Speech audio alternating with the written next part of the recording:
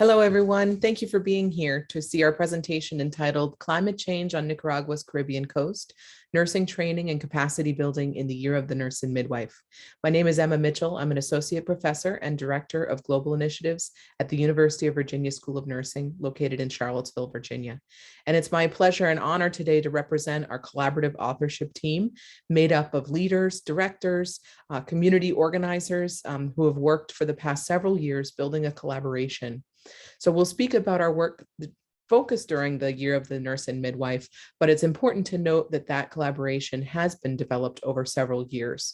The faculty at the School of Nursing at the University of Virginia and faculty at the Bluefields Indian and Caribbean University in Bluefields, Nicaragua, have worked together for several years to promote nursing education in both locations. So you can see our collaborative team represented here.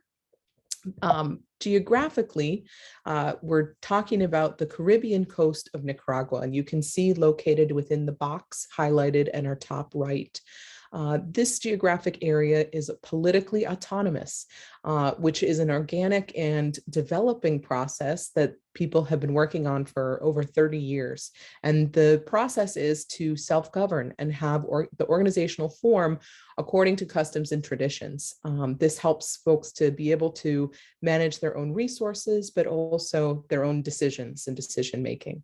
This is not as densely populated of a geographic area as other parts of Nicaragua. There's about 181,000 people who live within this box in 473 communities.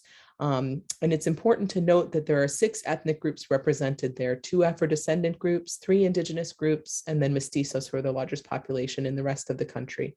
This means this community, this geographic area, has multiple cultures, polylingual, and several different visions for how this area should be governed. There are also some economic limitations, some of them, in fact, secondary to climate change.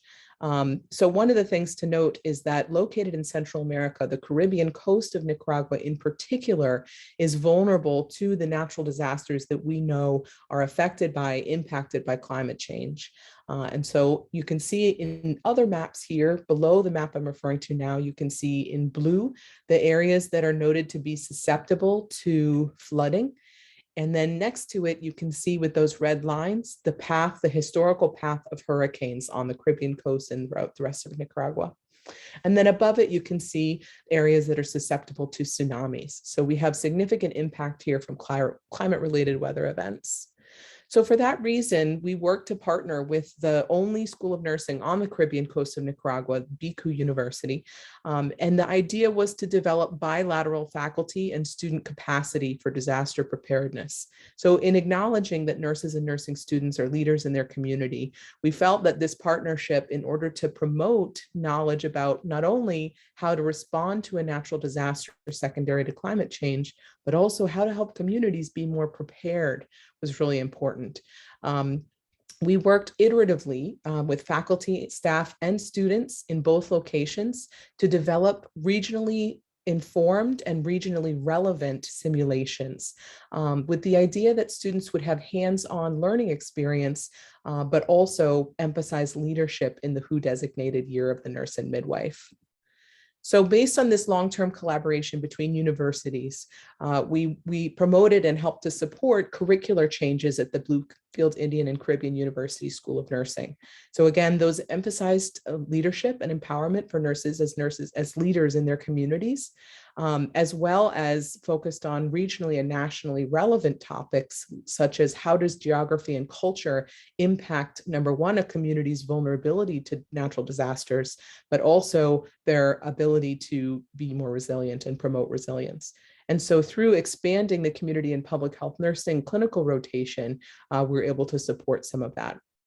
One of the threads that ties together all of the different pieces of our collaboration was this idea of simulation. How do we have nursing students have an opportunity to practice skills in an environment that's safe and able to be imaginative and collaborative? And so we emphasized not only hands-on skill building, where students learn how to respond to a disaster, but again, really, how do we as nurses and nursing students help a community in order to be more prepared for a disaster and resilient afterwards? And so to date, we've had several BICU and UVA nursing students who have participated in the simulations, several faculty and staff who have collaborated to continue to develop them. And that iterative collaboration has been a really tangible, measurable way that we've marked our progress on this.